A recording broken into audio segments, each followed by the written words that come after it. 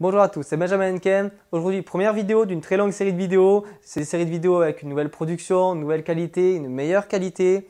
Vous verrez, on a beaucoup travaillé sur les vidéos. On va essayer de partir sur une vidéo par semaine. Mais c'est quelque chose vraiment de très bonne qualité comme vous allez le constater par rapport à ce que nous faisions précédemment. Donc vous allez voir vraiment le changement. J'arrête de parler tout de suite et je vous dis à tout à l'heure avec la vidéo sur les échauffements.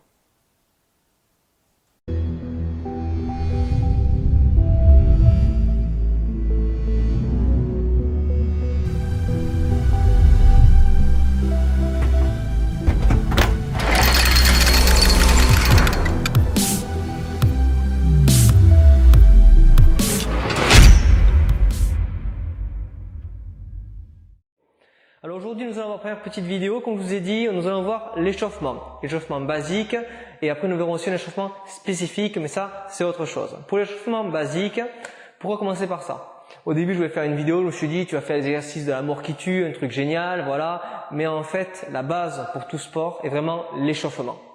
Donc on va commencer un échauffement de tout le corps, de la tête, donc d'en haut jusqu'en bas, jusqu'aux pieds.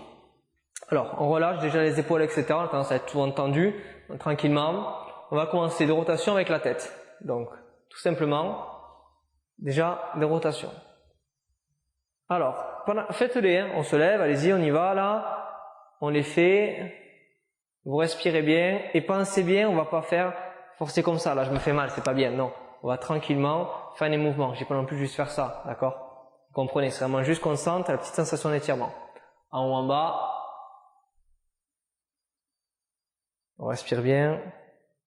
Vous faites à peu près 10 fois de chaque. À la vitesse que vous voulez. Si vous avez de douleurs, par exemple, c'est pas la peine de forcer pour rien. Demi-rotation. Alors pourquoi demi-rotation? Pour la simple raison que certains de mes clients, quand ils font la rotation complète, donc celle-ci, là, ça leur fait mal à la nuque. Donc, je déconseille. Si cela ne vous fait pas mal, faites-le si vous avez envie. Pareil, on ne tire pas sur la nuque quand on fait le mouvement. Voilà, donc le coup est fait. Deuxième mouvement, on va travailler pour les épaules. Les épaules, donc soit on met la main contre le torse, la poitrine, on fait le mouvement comme ça, soit sinon, tout simplement avec les deux mains, on passe et on passe devant comme ceci. Dans ce sens-là, dans l'autre sens, ou alors, mouvement avancé quand on est ici, on va faire comme ceci. Je le détaillerai si vous voulez dans une autre vidéo. Pour le travailler, c'est très intéressant parce que vous voyez, mon buste bouge aussi, mes pieds ne bougent pas. Je reviens, je reviens. Vous voyez, donc tout le buste bouge. Une fois qu'on a fait ça, les coudes. Les coudes, deux manières de faire. Soit on a nos mains tendues, on va juste ouvrir, fermer comme ceci, ouvert en haut. Soit sinon, tout simplement, vous connaissez le mouvement. Donc en fait, on va passer la main dessus, dessous, à chaque fois. Donc dessus, dessous. Dans un sens, pareil avec l'autre main, à peu près 10 fois. C'est à vous de voir ce qui est le plus efficace pour vous. On a donc fait les coudes, maintenant la taille, et les poignets en dernier avec les chevilles. La taille, c'est comme ceci, on met les mains juste derrière, et vous faites attention, quand vous tournez vers l'avant, en fait, quand vous allez tourner, vous allez vraiment sentir la sensation d'étirement. Là, ici, je sens que ça tire aussi devant, côté, derrière, devant, côté, derrière, dans un sens, et pareil dans l'autre. Voilà, à chaque fois, donc 10 fois à peu près, faut que ça tire. Là, moi, ça tire déjà au niveau des abdominaux, au niveau du dos, donc c'est très intéressant. À ne jamais négliger. Ensuite, on va passer aux genoux, tout simplement. Genoux, on est toujours largeur des épaules vers l'intérieur. On ne force pas. Cela me fait penser, hier soir j'étais en coaching, un client me disait, je fais craquer, c'est mieux. J'ai regardé, je dis oui peut-être. Je lui ai demandé pourquoi. Donc non, faire craquer, ce n'est pas mieux, d'accord? Ça ne sert, ouais, vous voyez? Je vais pas chercher que ça craque justement. Ensuite, change de sens. Toujours sans forcer, pas la peine de descendre jusqu'en bas, comme ça on va se faire mal. Coller dans un sens, dans l'autre.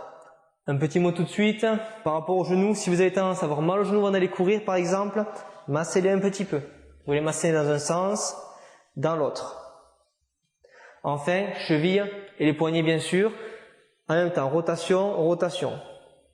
Je rappelle tout de suite, pour les genoux, en fait, c'est une rotation, ce qui va permettre que vos chevilles travaille. Donc on regarde les genoux et on fait notre rotation. Ensuite, on va changer de sens.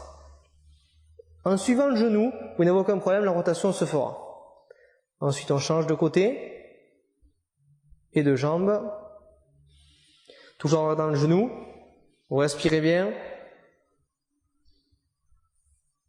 Et on rechange de sens.